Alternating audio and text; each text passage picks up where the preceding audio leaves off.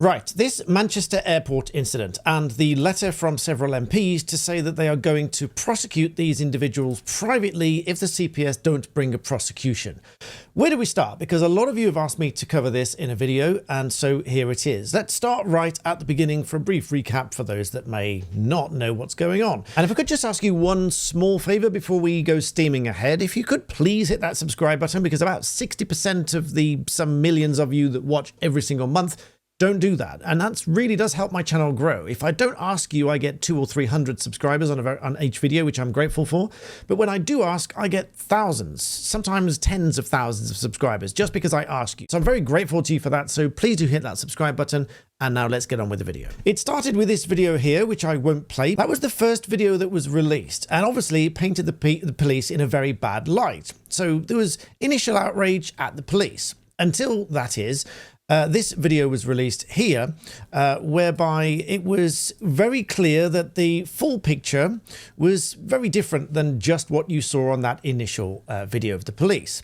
This video showed these two individuals essentially scrapping with the police, which led to the police then releasing a statement to the effect that several officers were assaulted and that 4 men in total were arrested and then were later bailed. Now, for those of you that are familiar with this, you will also be familiar with the fact that they have not yet been charged. It is many weeks since that happened, and lots of people are quite rightly questioning what's going on. Now, just to caveat all of this, nothing in this video is intended nor is likely to impede any ongoing investigation or prosecution and so on. And I would just urge that everyone is cautious about what you say about it online, because it would be contempt of court if there was a serious risk of interfering with any prosecution and criminal proceedings, which are live the moment someone is arrested for a suspected offence. Now, they are suspected offences because unless and until you are found guilty, they are just alleged and suspected offences. But what I can do is comment on what has been said, what the video shows, what it's likely to happen, and what is reasonable to think based on what you can see here. So first of all, this is what's brought it back into the headlines, which is this statement here from Richard Tice. Let's take a listen to this. So we are therefore serving notice today in this letter to the Home Secretary that if the Crown Prosecution Service are not going to charge these assailants, then we at Reform UK, we will launch a private criminal prosecution against these assailants. We've taken legal advice. I have a top quality legal team on standby, and that is what we will do.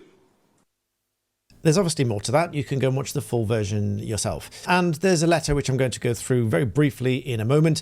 But this was published here at 12:45 yesterday. Now, by coincidence, you might think, at 1:22 p.m. yesterday, Greater Manchester Police released a further update, a non-update really, to say, we submitted a comprehensive file of evidence to the CPS in mid-August and await a charging decision. We are committed to getting the officers justice and have not provided ongoing commentary to ensure justice can be served. So this is the police responding to say, well, hang on a minute, this is not our fault. We've provided a full file of evidence to the CPS. We're awaiting a charging decision from them. It's with the CPS. It's not with us.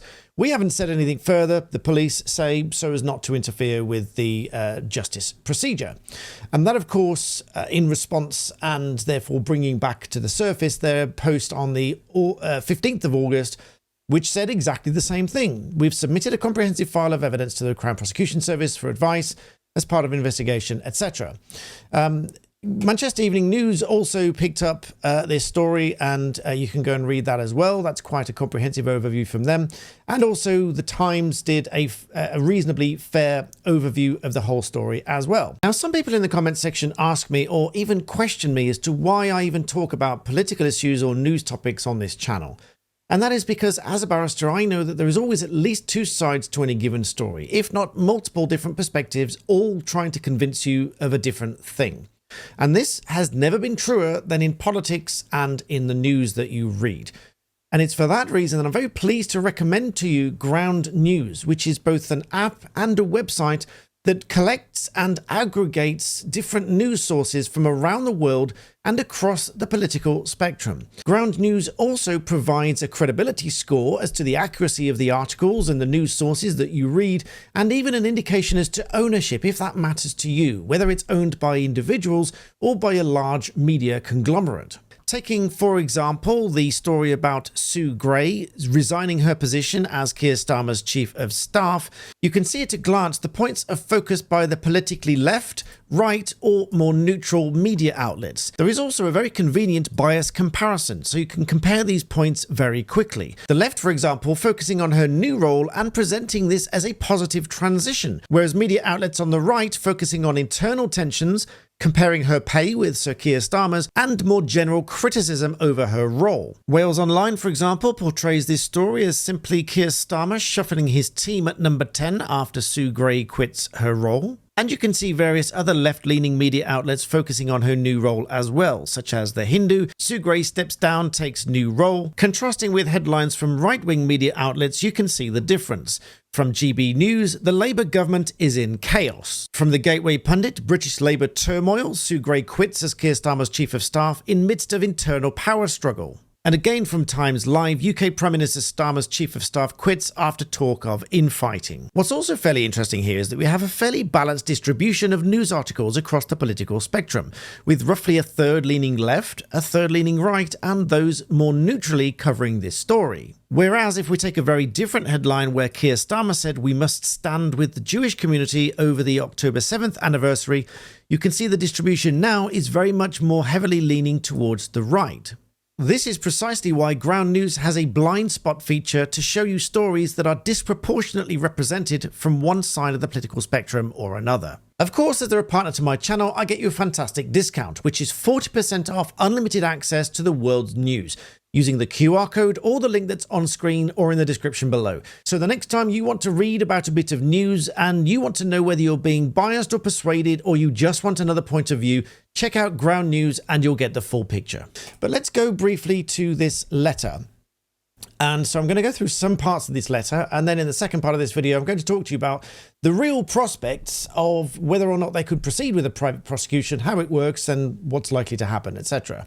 So let's take a look at this letter first. And this, just to outline and preface this, is signed by Nigel Farage, Richard Tice, Lee Anderson, Rupert Lowe and James Murdoch, MPs. So it says, Dear Home Secretary, you'll be aware of the very real concerns among the general public about two-tier policing and two-tier justice. Now, just to caveat that very slightly with my personal views, I will interject here.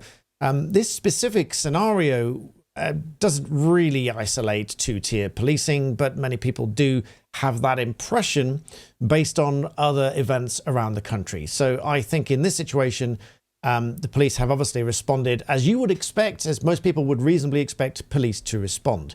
Obviously, without knowing the full facts and anything else that they are investigating, I don't know any of that. And so I can't prejudice anything because I don't even know. But let's read on. Whilst you and the Prime Minister, it says, try to deny its actual existence, you cannot deny the perception, which is what I've just said. We're writing about the current situation, which typifies these concerns in the starkest manner that we can ever recall. And quite rightly shining a light on this particular incident to say this really jumps out, stands out as an incident that has garnered a lot of attention. And it recites the incident there, but then says some 11 weeks later, the assailants have still not been charged and are free on the streets. Given their aggression to those officers, which can't really be denied because you can see it in the video, you can comment reasonably freely on what you see in the video because it's what you see. You can't really be jeopardizing, and arguably what you see is what you see, and it's very subjective, and so you can't really jeopardize anyone else for anything there. Given their aggression to those officers, they must be considered a risk to the public. Yet just 2 weeks after this incident, we saw that other people who committed the same offence of assaulting police officers were summarily arrested, charged and jailed within days with long sentences to act as a deterrent. And now again, just to caveat that very slightly, most of those, if not all of those that have been jailed within days have pleaded guilty. And obviously they were charged and then pleaded guilty and then went straight to prison. The question here, just to emphasize, is why these individuals have not even been charged. That's what this is all about. This says this is two-tier policing. For some reason, the Manchester airport assailants are being given special different treatment. And again, to caveat that, I say it's not the police, because they've passed the buck straight away. They've said, well, we're waiting for the CPS to come back. Because if anything, you might assume that this is not just a casual common assault that they might be considering, but they might be considering something very much more serious. It says, we now understand from our sources that a very senior person within Greater Manchester Police or above made a deliberate decision not to release the full CCTV soon after the incident, overruling recommendation from junior officers. The significant decision led to misinformation circulating, protests and utterly false allegations against the police officers and Greater Manchester Police. And so, again, there's two sides to this coin. Should they have released the full footage, or should they have kept it quiet, not to enrage the public? But ironically, by taking the decision not to release it, enraged the public further, led to misinformation and so on, and much of the footage came out anyway. So these kind of things have a way of getting out. And so, jumping to the conclusion here, we're therefore serving notice that if the CPS is not going to charge the assailants, then we will organise a private criminal prosecution against them. We've taken initial advice and have a legal team on standby to progress when required. This will be funded by a crowdfund process that will launch if needs be. Clearly, it will be very well supported. Given the situation, it may also be appropriate to consider whether there's been any misconduct or misfeasance in public office by people at the upper levels of Greater Manchester Police, the CPS, and the IOPC. And so all of those issues come into play. One thing just to jump on very quickly, some people have ridiculed really the idea of crowdfunding the process for criminal prosecution, private prosecution. That's not ridiculous. It is certainly possible because you can. It used to be a crime, in fact, champerty, I think they used to call it, to fund someone's prosecution or claim and things like that. That is no longer the case. It can be crowdfunded. It can be funded in any way whatsoever. It can be privately funded, just as many private prosecutions are obviously privately funded. So coming back to the private prosecutions, is it even possible for these MPs or any other individual for that matter to privately prosecute these individuals involved in the Manchester airport incident? In short, yes, it's perfectly possible.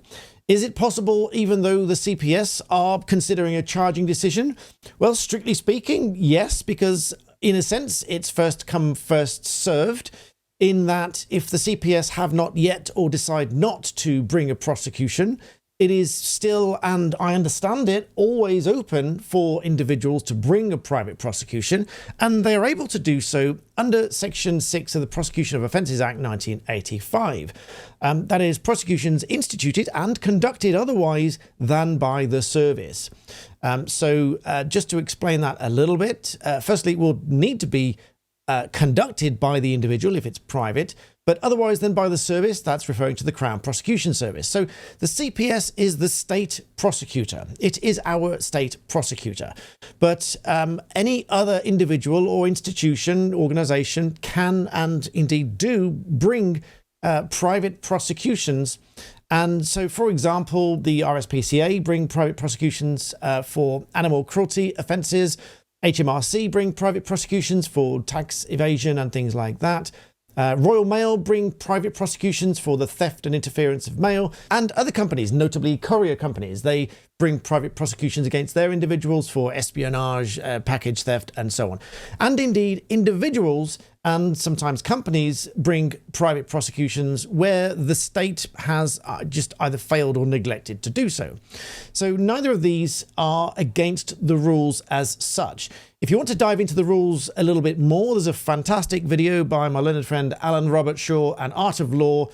Yes, it rhymes. I'll link that in the description below. Go and watch that. It's a fantastic video to just dive a little bit more deeper into those rules, which I'm not doing here. But sticking with Section 6, Subsection 1 provides that nothing in this part prevents any person from starting any criminal proceedings or conducting criminal proceedings to which the director's duty to take over does not apply. And that is because there are certain offences where the Director of Public Prosecutions has a duty to take over certain proceedings. However, where criminal proceedings are brought in circumstances where that duty does not exist, the CPS may nonetheless take over at any stage. So what does that mean? Well, essentially it means it's first come, first serve. If the CPS haven't or don't bring a prosecution, then individuals, including those MPs or other individuals, can bring the prosecution. But the CPS can take it over at any stage. Now, the concern here, which is referred to by Richard Tice, is if the CPS were to take over this case and then bring it to an end without going through a full criminal procedure, I think it's fair to say that would probably look bad in the eyes of most of the general public. The reason being is everyone has seen the video, and lots of people, not necessarily everybody, but lots of people will probably believe that it is right to go through a full criminal prosecution.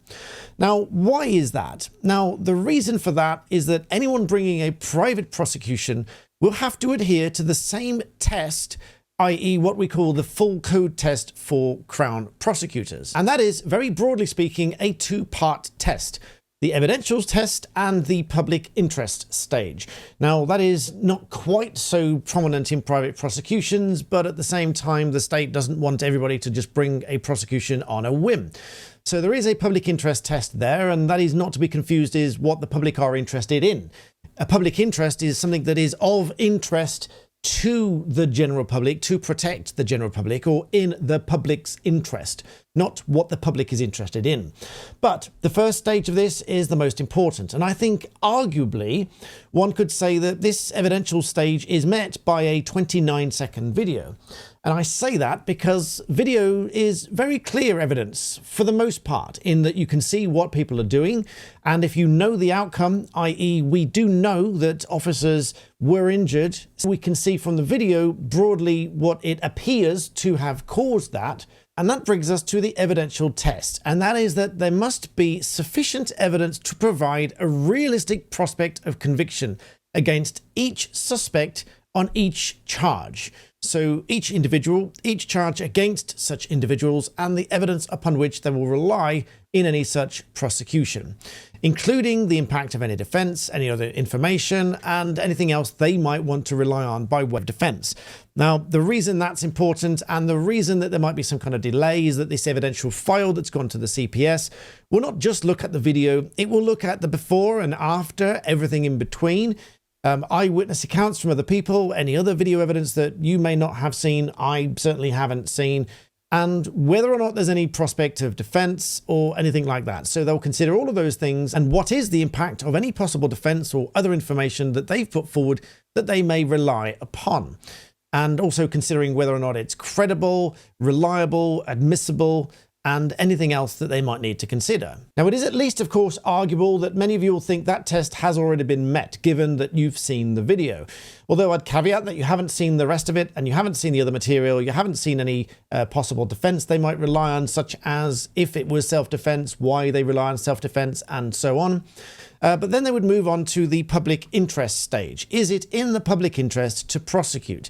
Now, most of these things, generally speaking, not speaking specifically about this case, but generally speaking, it would be in the public interest to prosecute for these offences, particularly if it's at an airport, particularly if they are armed police officers, and particularly with comparing with an incident similar to this one, with the veracity, the duration, the number of blows exchanged, it would generally be in the public interest to prosecute those offences. So the reason I'm going through all of this is not to comment directly on the case, it's to comment on the prospects of a private prosecution. Just to caveat all my discussion here. I have to do that, of course. But just within those realms of caveats, speaking about the hypothetical private prosecution, they would have to go through this same test, which is an evidential stage and a public interest stage. Now, as I say, the public interest is less of a consideration for the private prosecution, but it is still there. But they would rely, and one question that people popped up with is, well, what if there's information that they don't have, and therefore they can't rely on it, they can't show it, they can't disclose it, and so on. Well, as a private prosecutor, of course, you can only show, disclose, and rely upon the material that you do have, and generally speaking, it's the police job to investigate and gather other evidence and bring that together. And that is what they would have brought together, packaged together, and sent off to the CPS. So if there's a lot of material that you and I are not aware of, then that's why it would be taking time for the CPS to go through it. But again, it's at least your individual prerogative to question why it would take so many weeks for the police to go through such material, even though you don't know what it is, to come to a decision to charge.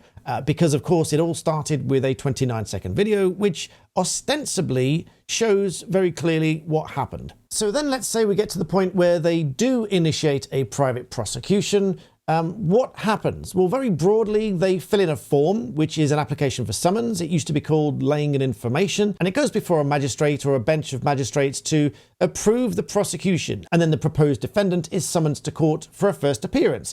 All criminal cases start life in the magistrate's court. Even murder trials will start life in the magistrate's court. The one distinct difference, for example, with the murder trial is they won't enter a plea at the magistrate's court because it's indictable only, and so the plea will be taken at the Crown Court. Although they may indicate a plea on the form when they do their first appearance at the magistrate's court, that's not the same as entering a formal plea. But all cases will start life at the magistrate's court, and the proposed defendants, if they become defendants, would be summoned to appear for their first appearance. From then on, very broadly, the private prosecutors then undertake the role of a prosecutor as though they were acting in the same way that the CPS does, only they don't have the same resources. That doesn't mean that they don't have to comply with the same rules. They still have to comply with the same criminal procedure rules. And for example, they will have to have a disclosure officer. And so the disclosure is an ongoing duty for any prosecutor. Very broadly, that means that they must disclose to the defense initially what they rely on, and it's a continuing duty, and the test for disclosure is anything that is reasonably capable of undermining the prosecution case or assisting the defense. And so that does mean that as a prosecutor, whether a state prosecutor or a private prosecutor, you have to disclose any material that might reasonably assist the defense in defending this prosecution. And so that is a very difficult task to do. So if these MPs did instigate, either themselves or through individuals, a private prosecution, they will obviously have taken advice to have an individual who is responsible for disclosure and complying with the deadlines and the conduct of the litigation, because even criminal cases are referred to as litigation. And conversely, in a traditional sense, civil cases were also referred to as being prosecuted, even though it's not a criminal prosecution. So these terms were somewhat interchangeable, which I find really interesting and sort of old language. But the prosecution would go ahead in that way. They'd have to comply with all the rules, and it would make its way through as though it were a normal criminal trial. With the caveat that as the state prosecutor, the CPS can, and often does, take over a criminal prosecution and either continue it or bring it to an end. And that, I believe, is the concern of these MPs. Their concern is that if they did bring a private prosecution, the CPS would take it over and shut it down. And obviously, I think that, just speaking very generally here, I think that would create just as much of a media storm as this first incident did in the first place. And so once again, if you find this video useful, please do hit the like button and subscribe. As I say, 60% of you don't do that. I'd really appreciate it if you did. Then YouTube spreads me to a wider audience. That's the only way my channel really grows. If you look at channels with millions of subscribers that don't ask people to subscribe, that's probably either they got them years ago or they just don't need to do that anymore. But the way my channel definitely grows is when you hit that subscribe button. And if you want to know more about the details of private prosecutions, I will link Al's video in the description below. Make sure you check out Ground News as well. It's a fantastic service. And as always, thank you for watching.